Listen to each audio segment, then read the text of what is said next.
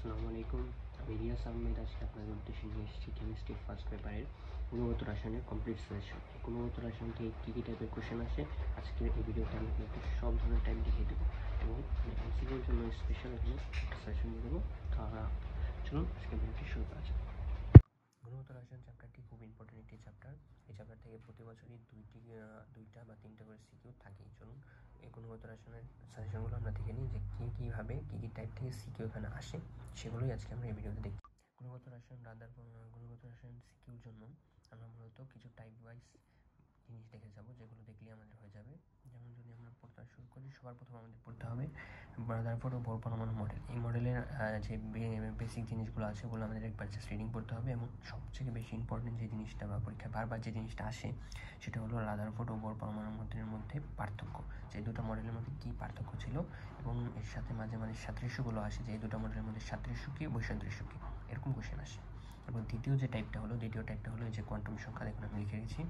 Quantum সংখ্যার ক্ষেত্রে আমাদের সবচেয়ে বেশি আসে এই টাইপটা, তৃতীয় ও চতুর্থ শক্তি স্তরে সর্বোচ্চ কয়টি ইলেকট্রন থাকতে পারে কোয়ান্টাম সংখ্যার সাহায্যে হিসাব করো। এখান থেকে বিগত বছর এবং আগের প্রত্যেক বছরই একটা কোশ্চেন থাকে, যে গতে বা ঘতে এই কোশ্চেনটা থাকেই। তো এই কোশ্চেনটা আমাদের দেখতে হবে এবং কোয়ান্টাম সংখ্যা সম্পর্কে আমাদের ভালো একটা ধারণা থাকতে হবে। তাই আমি এটা বলবো, আপনারা একটু দেখে নেবেন। যে তৃতীয় টাইপটা হলো আহ্বান নীতি ও পাউলির বর্জন নীতি। এই প্রত্যেকটা নীতি সম্পর্কে আমাদের ধারণা থাকতে হবে। প্রত্যেকটা নীতিকে আপনি একটু ভালোভাবে পড়বেন। যেমন আহ্বান নীতিটা কি? আহ্বান নীতিটা হলো যে ইলেকট্রন সবার প্রথমে উচ্চ শক্তি স্তরে না গিয়ে নিম্ন শক্তি স্তরে যায়, তারপর ক্রমান্বয়ে উচ্চ শক্তি স্তরে যায়। এখন এটার জন্য একটা সূত্র আছে, ওই সূত্রটা আপনারা দেখবেন। তারপরে যে হুন্ডের নীতিটা হলো এই যে ইলেকট্রন যে বিজোড় সংখ্যক ইলেকট্রন, মানে প্রত্যেকটা ইলেকট্রনের ভিতরে বিজোড় সংখ্যক করে প্রথম ইলেকট্রন প্রবেশ করে। আর পাউলির বর্জন নীতিটা হলো যে একটি পরমাণুতে দুটি ইলেকট্রনের চারটি কোয়ান্টাম সংখ্যার মান কখনোই সমান হতে পারে না। যে চতুর্থ টাইপটা হলো যে বোর পরমাণু মডেল। এই বোর পরমাণু মডেলের ক্ষেত্রে এই যে সূত্র আছে, ওই সূত্রগুলো আপনারা দেখে নেবেন। যেমন MV= NH/2π। এই সূত্রগুলো থেকে আরও কিছু বিশ্লেষণের সূত্র এসেছে, যেমন এই যে ব্যাসার্ধ সূত্রটা আর এই সূত্রটা, তারপরে হলো গিয়ে কক্ষপথের মোট শক্তি। এই সূত্রগুলো থেকে পরীক্ষায় কোশ্চেন আসে। তো এই টাইপটা আপনারা দেখবেন।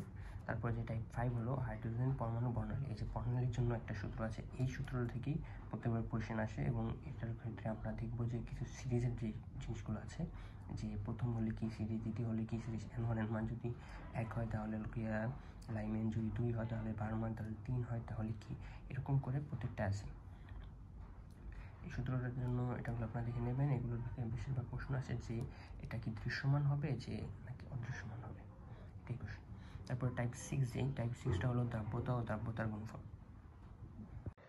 গুণগত রসায়ন থেকে যদি কোশ্চেন আসি, তো সবার প্রথমে প্রত্যেক বছরই একটা করে কোশ্চেন এই দ্রাব্যতা এবং দ্রাব্যতার গুণফল থেকে থাকবেই। তো দ্রাব্যতা এবং দ্রাব্যতার গুণফল টপিকটা খুব ইম্পর্টেন্ট। দেখুন এটা আমি টাইপ 6-এ রেখেছি, তবুও এটা অনেক ইম্পর্টেন্ট।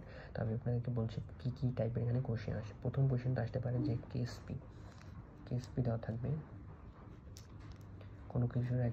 কোনো একটা মৌলের বা কোনো একটা যৌগের কেএসপি দেওয়া থাকবে। সেই কেএসপি থেকে আমাদেরকে দ্রাব্যতা S নির্ণয় করতে হয়। এটা হলো একটা টাইপ। তারপর আরেকটা টাইপ হলো যে দ্রাব্যতার গুণফল আমাদের কেএসপির মানটা নির্ণয় করতে হবে। দুটো একটা দ্রাব্যতা থাকবে, তারপর কেএসপির মানটা নির্ণয় করতে হবে। তারপর একটা টাইপ হলো অদক্ষেপ নির্ণয়। অদক্ষেপটা কীভাবে নির্ণয় করতে হয়? অদক্ষেপের ক্ষেত্রে হলো কেএসপি থেকে কেআইপিটা বেশি হবে, তাহলে অদক্ষেপ পড়বে। কেএসপির মান থেকে কেআইপিটা বেশি হবে, মানে সম্পৃক্ত হওয়ার থেকে নিচে আর কি আয়নীকরণ গুণফল, সম্পৃক্ত ধ্রুবতার গুণফল থেকে আয়নীকরণ গুণফলটা বেশি হবে। তাহলেই পদক্ষেপ পড়বে। এই পদক্ষেপের টাইপটা থেকে কোশ্চেন আসে। তারপর হলো এই যে সমায়তন প্রভাবটা মানে হলো যে ওখানে দুটো আয়নের সমান প্রভাব আছে, এতে করে ঘনমাত্রা কিছুটা হ্রাস পাবে। এই টাইপ থেকেও কোশ্চেন আসে। তারপরে এই যে শেষ নাম্বার টাইপ, এই টাইপটা থেকে কমই কোশ্চেন আসে, তবু এই টাইপটা আমাদের দেখে নিতে হবে। যেহেতু অনেক বোর্ডে মাঝে মাঝে এই টাইপের কোশ্চেন এসে পড়ে, যে দ্রবণে আয়নের উপস্থিতি শনাক্তকরণ, এগুলোর কিছু নিয়ম আছে, এগুলো আমরা দেখব। সেগুলো আমি মূলত এগুলোই পরীক্ষায় থাকে। এই যে এই 7টা টাইপ এখানে দেওয়া আছে, এই 7টা টাইপ থেকেই পরীক্ষায় গুণগত রসায়নে এই 7টা টাইপ থেকেই সিকিউ আসে। সবসময় আসে, কোশ্চেন ডিফারেন্ট করুক বা যাই করুক না কেন, কোশ্চেন এখান থেকেই করবে। তো যদি কেউ কম সময়ের মধ্যে এই চ্যাপ্টারটা শেষ করতে চায়, তাহলে আমি তাদেরকে সাজেশন দেবো যে এই কয়টা টপিক যদি আপনারা পড়েন, একটু ভালোভাবে পড়েন, তাহলেই আমাদের গুণগত রসায়ন কমপ্লিট হয়ে যাবে ফর সিকিউ।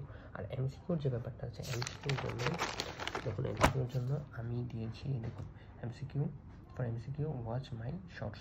ওই শর্টসে আমি আমি আমার নিজস্ব সাজেশনের কিছু ভিডিও দিয়েছি যে আমি কীভাবে এই চ্যাপ্টারগুলো থেকে সাজেশন তৈরি করেছিলাম।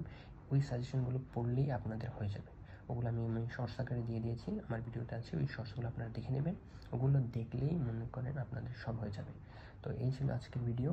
সবাই ভালো থাকবেন আর আমার জন্য দোয়া করবেন। আসসালামু আলাইকুম। আমার সাথে যদি ভিডিওটা ভালো লাগে, তাহলে লাইক এবং সাবস্ক্রাইব করবেন, কারণ আমি এরকম ভিডিও আরও এখানে আপলোড করবো, তখন আমার পাশে থাকবেন।